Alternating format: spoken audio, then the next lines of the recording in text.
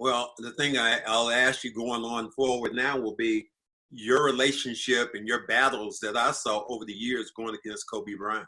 And I know how close you were, but I know how far you were from him. And it just seems that you're the kind of guy I need to talk about. Yeah, and the game passes you by. And I just remember being a young guy. Kobe and I were riding on the bus. We were going to the Combine in Chicago, and we happened to land in the airport together, and we were sitting on the bus. And Kobe was a young guy. He was 18 years old, and he admired me, he looked up to me because he had watched me in college. Kobe and Rip played against each other, and now Rip is going to UConn. Kobe's getting drafted into the NBA. So we had this. He just had this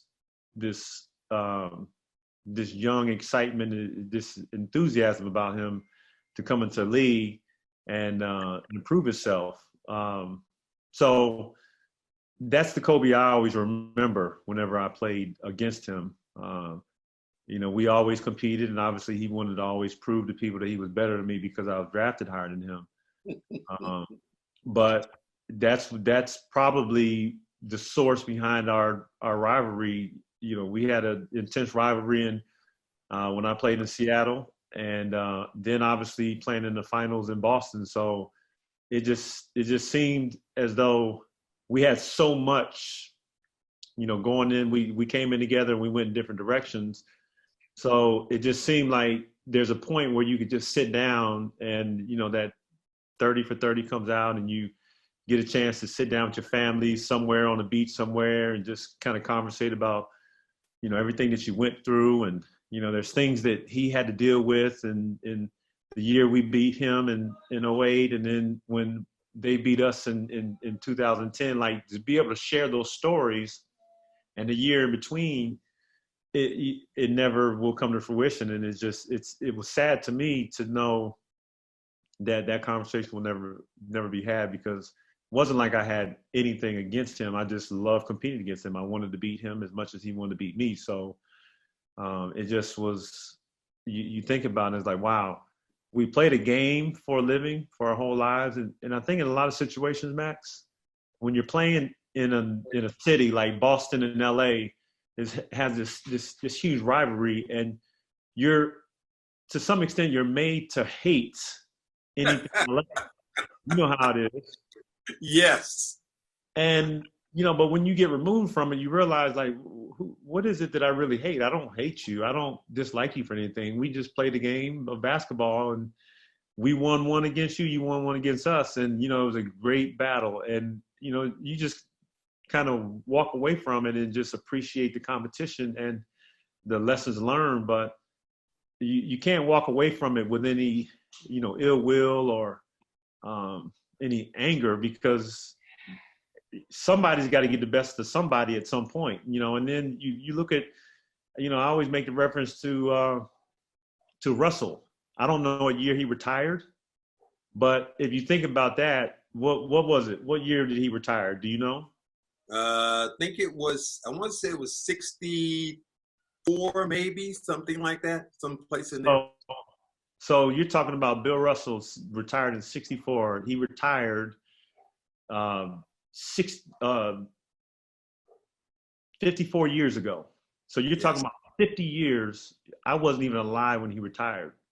So he has a whole new existence, and what he did on the floor is giving him, the ability to move through the world and be a living legend and be an ambassador for the game of basketball. And you don't see Bill Russell talking about a game that he played or a player that he played against. It's just about his ability to have an impact on the game while he played it, that is so long lasting now, 50 years after he retired.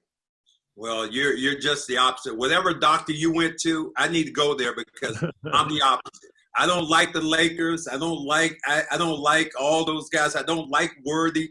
The 30 for 30 was real. We're still talking noise right now. So wherever you went, I need to go there, because I didn't get that in my memo. I didn't get that. Well, What were you today? Do you remember where you were at? And we all do, when you found out that Kobe Bryant had passed away. Well, just to make reference to, you thinking about all the things and players of your past. Tell you what, I know you say it jokingly and lightheartedly, but we can't get it back. It's just like, how we compare generations. You think about, people are like, well, who's the best? Like, which player is the best shooter, and who's the best dunker of all times, and who's this and that. And I was like, the numbers will lie to you, because the game changes. So the numbers never represent, you can't make a comparison through numbers. But even more so, it's just like a tennis shoe. Like, you remember the shoes you wore when you played. Yeah. That doesn't mean that those shoes were terrible because you played them then. They meant something to you, and they might be your favorite shoes based on what they meant to you while you were growing up. Because for nostalgic purposes, I think everybody feels the way they do about that player, about that team, about that particular shoe, because it was something that meant something to them when they were growing up. And that, to me, you can't argue with a person over nostalgia.